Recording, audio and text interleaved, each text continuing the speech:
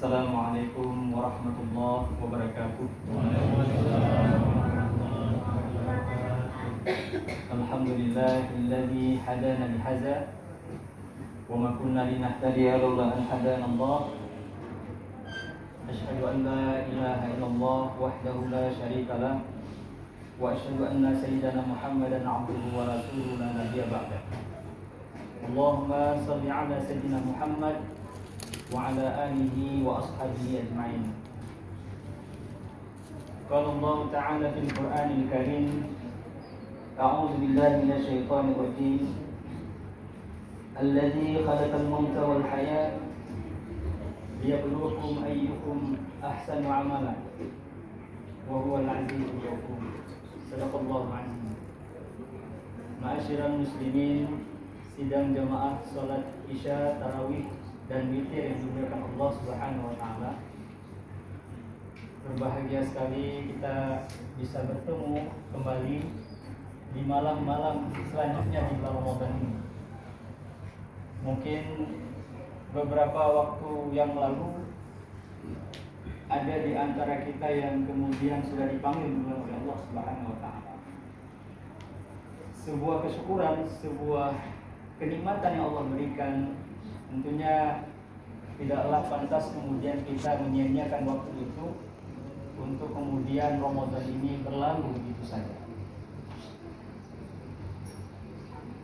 Dalam hadis qudsi itu pernah dikatakan, diriwayatkan, orang yang ada di dalam kubur itu berharap, meminta kepada Allah agar dia bisa dibangkitkan sejenak saja di bulan Ramadan.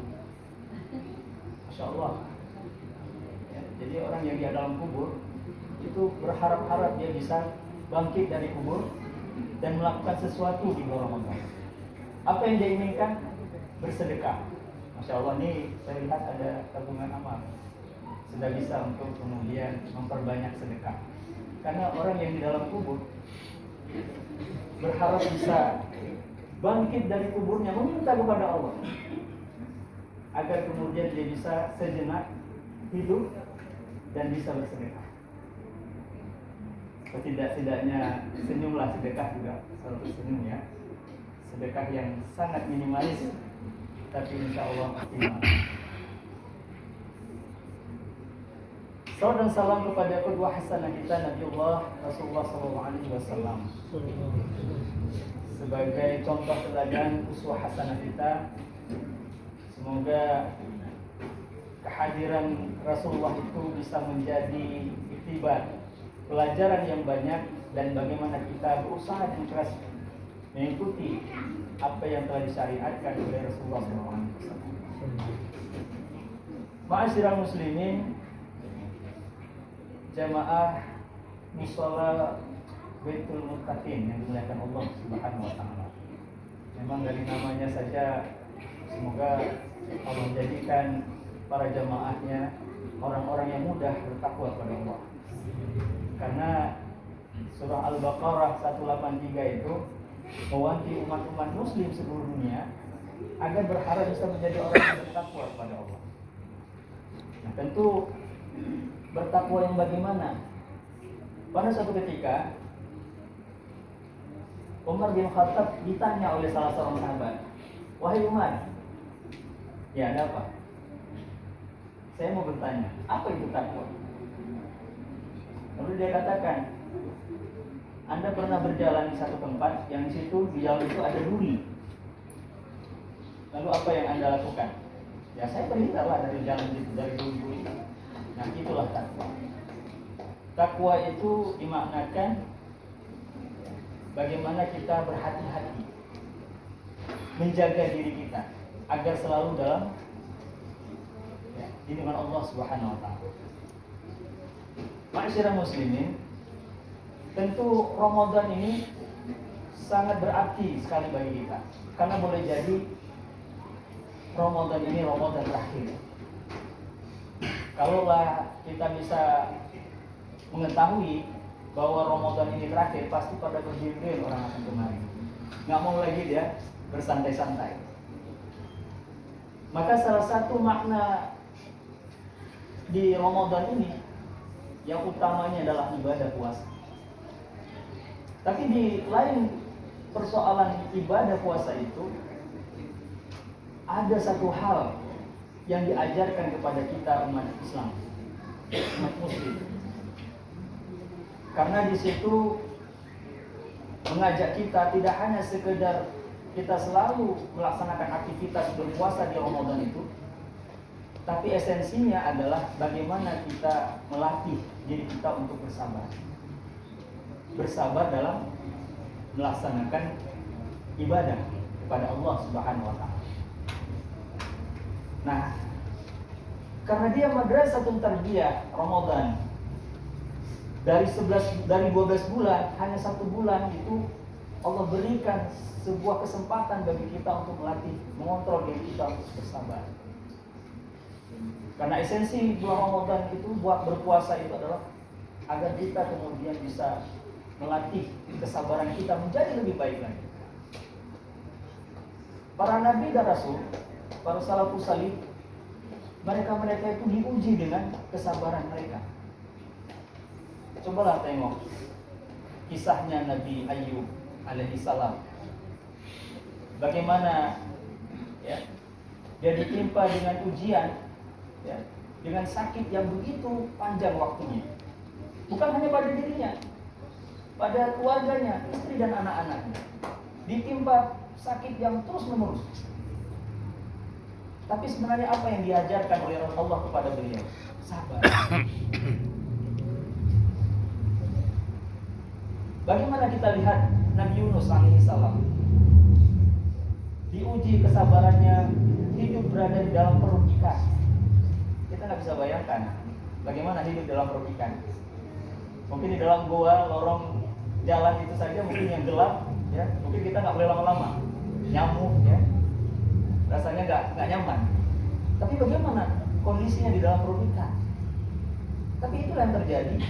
Dan bagaimana dengan kesabarannya sehingga kemudian yang menjadikan doanya Nabi Yunus itu bisa kita baca dalam aktivitas kita. Bagaimana kita untuk kemudian bisa bersabar. Lalu bagaimana kisah Nabi Nuh alaihissalam? Dikisahkan dalam surah itu disebutkan, tidak disebutkan usianya 920 tahun, tapi disebutkan 1000 tahun kurang 50 tahun. Itu sebenarnya memberikan tarbiyah, pelajaran bagi yang membaca, mentadaburi ayat tersebut, bahwa perjalanan dakwah, perjalanan kenabian itu panjang sekali, luar biasa, dan membutuhkan kesabaran. Tapi apa yang dihasilkan oleh seorang Nabi Nuh alaihissalam? Dia hanya mendapatkan pengikut, hanya segelintir orang, dan tidak termasuk di antaranya semua keluarganya. Ma'asyiral muslimin, sidang jamaah salat Isya, Tarawih dan Witir yang dimuliakan Allah Subhanahu wa taala. Ada sebuah kisah, saya kisah lagi. Kisahnya salah seorang sahabat terkait masalah sabar. Namanya Qais bin Samit radhiyallahu anhu. Kisahnya ini ya menjadikan asbabun nuzul ayat 187 di surah Al-Baqarah. Itu yang kemudian syariatkan berpuasanya, yang puasanya itu dimulai menjelang fajar, dan ketika malam hari dibolehkan untuk menggauli istri dan makan dan minum dan sebagainya.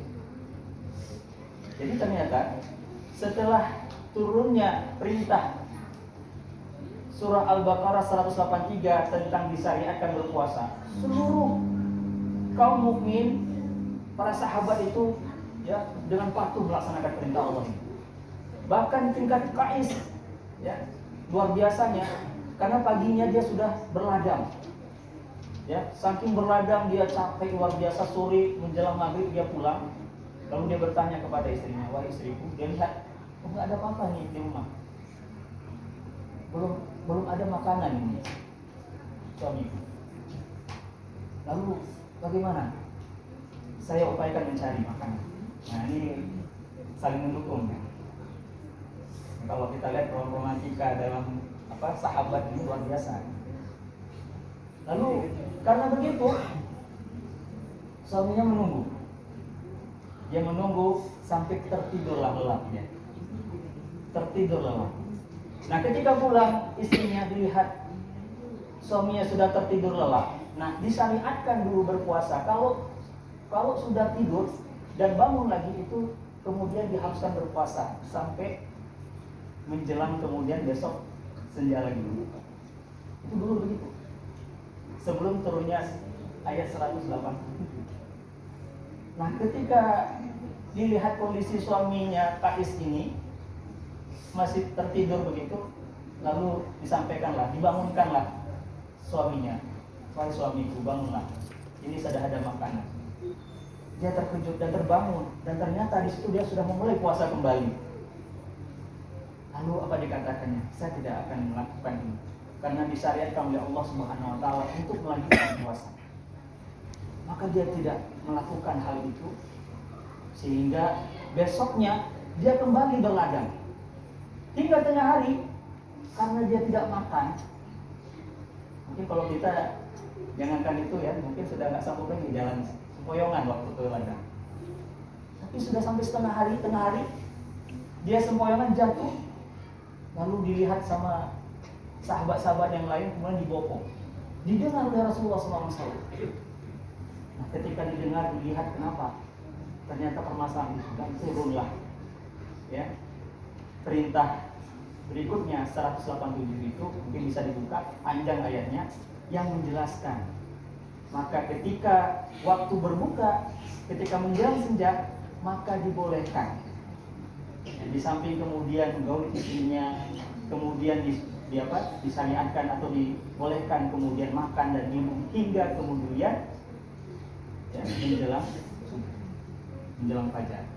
Itu ada benang hitam dan putih. Jadi menandakan benang hitam dan putih itu diterjemahkan itu maknanya adalah sudah masuk waktu fajar. Nah, disitulah kemudian mulai disyariatkan oleh Rasulullah SAW untuk kemudian sahur. Nah, kalau nggak ada ayat 187 ini nggak ada. Mungkin kita nggak akan ya, punya kemampuan ya untuk kemudian berpuasa seperti yang disyariatkan pada masa yang lalu. Jadi ma'asyiral muslimin, begitulah bagaimana kesabaran seorang sahabat Kais tadi, ya, bagaimana dia berupaya agar kemudian ya menjadikan kualitas ibadahnya ini menjadi optimal. Semoga ibadah puasa kita ya hari demi hari ya Allah jadikan ya keberkahan bagi diri kita, dan semoga lebih baik ya dari bulan-bulan yang lalu. Wallahu a'lam bishawab. Aku qouli hadza astaghfirullahaladzim wa billahi taufiq wal hidayah. Assalamualaikum warahmatullahi wabarakatuh.